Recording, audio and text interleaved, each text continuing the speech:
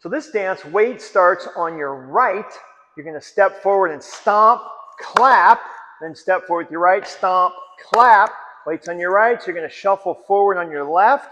You're going to step beside it with your right, and then you're going to do a heel split. And then you're going to step with your right foot out, bring your left foot up, kick behind you.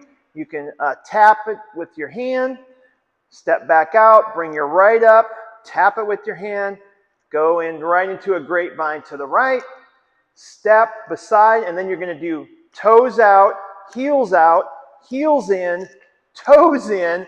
Then you're going to do a V-step, back to that. Then you're going to step forward with weight on your left. You're going to step forward on your right in a lock step. And then you're going to do a shuffle.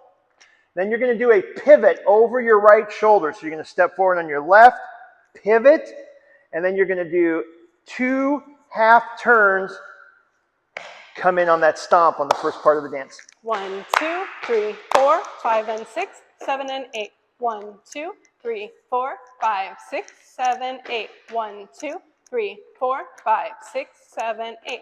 1, 2, 3, and 4, 5, 6, 7, 8.